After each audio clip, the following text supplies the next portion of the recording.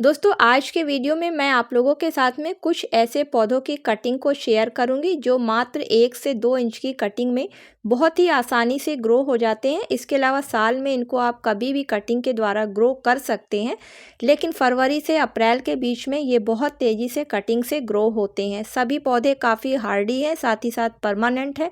तो चलिए फिर देखते हैं कि ये पौधे कौन से हैं और किस तरीके से इन्हें कटिंग से ग्रो करना है। नमस्कार दोस्तों, आप सभी का अपने चैनल पर एक बार फिर से स्वागत है। तो चलिए दोस्तों वीडियो की शुरुआत करती हूँ।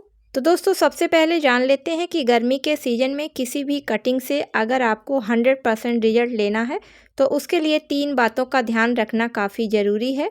तो पहला है कि जिस भी पौधे से आप कटिंग ले रहे हैं वो पौधा काफ़ी हेल्दी होना चाहिए, साथ ही साथ मैच्योर होना चाहिए और उस पौधे पर किसी भी तरीके की कोई बीमारी नहीं लगी होनी चाहिए। दूसरी चीज़ ध्यान देना है कि अगर कटिंग को आप गर्मी के मौसम में लगा रहे हैं तो कोशिश हमेशा यही करें कि मिट्टी के गमले का कटिंग को लगाने के लिए सिलेक्शन करें, क्योंकि गर्मी के मौसम में मिट्टी का गमला टेम्परेचर को मेंटेन रखता है और कटिंग पर मेंटेन टेम्परेचर की वजह से रूट जल्दी आ जाती हैं तथा वो कटिंग जो है वो 100% सक्सेस भी होती है। कटिंग को लगाते समय तीसरी चीज़ ध्यान देने वाली है कि जब भी आप कटिंग के लिए सॉइल मिक्सचर को तैयार करें तो उसमें 50% रिवर सैंड यानी कि बालू को ज़रूर मिला लें और सॉइल में बराबर नमी बनाकर रखें, जिससे कि रूट्स को निकलने में आसानी रहे। साथ ही साथ कटिंग जो है आपकी हाइड्रेटेड रहे और वो सूखने ना पाए।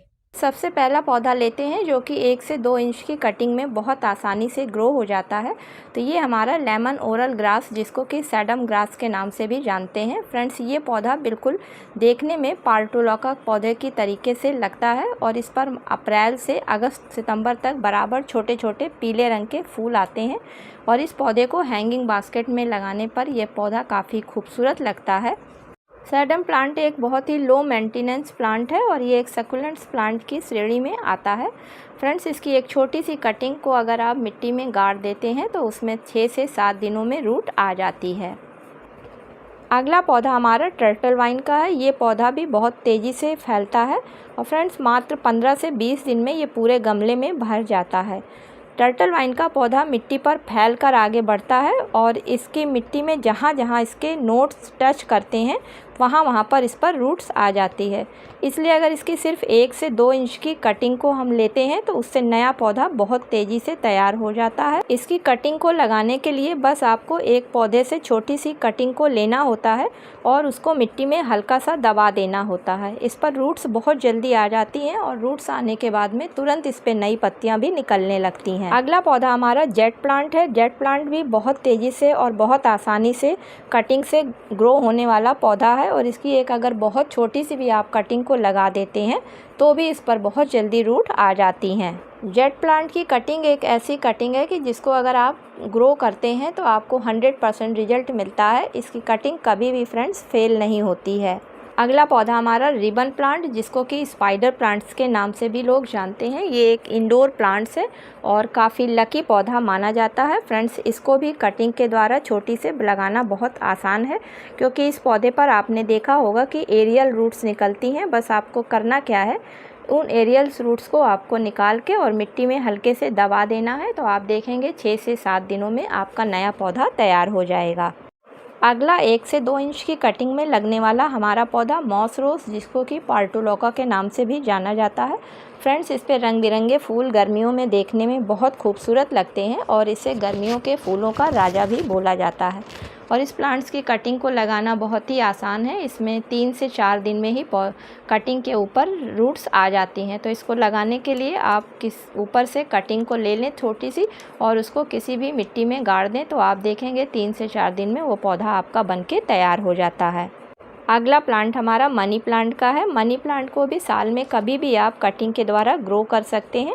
इसके अलावा फ्रेंड्स, इसमें कई वैरायटी पाई जाती हैं और हर वैरायटी को आप कटिंग के द्वारा बहुत आसानी से ग्रो कर सकते हैं और इसकी बहुत छोटी सी कटिंग्स को आप नया पौधा तैयार कर सकते हैं, क्योंकि इसकी हर छोटी सी कटिंग पर एक नोट पाया जाता है और उस नोट के नीचे आपको एक रूट्स मिलेगी और वहीं से आपका नया पौधा तैयार हो जाता है।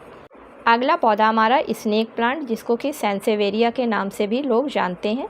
इसमें दो वैरायटी आती है, एक वेरीगेटेड वैरायटी होती है और दूसरी सिंपल वाली वैरायटी होती है। इसकी वेरीगेटेड वैरायटी को अगर आप कटिंग के द्वारा ग्रो करते हैं तो उससे जो नया पौधा तैयार होता है तो उसमें आपको सिंपल ही वैरायटी का पौधा निकल कर आता है। इसलिए जब भी इस पौधे को आप ग्रो करें तो इसके बेबी प्लांट से वेरीगेटेड स्नेक प्लांट को ग्रो करें। सिंपल वाले प्लांट की कटिंग को आप लगाते हैं तो वो सिंपल ही प्लांट बन के निकलता है।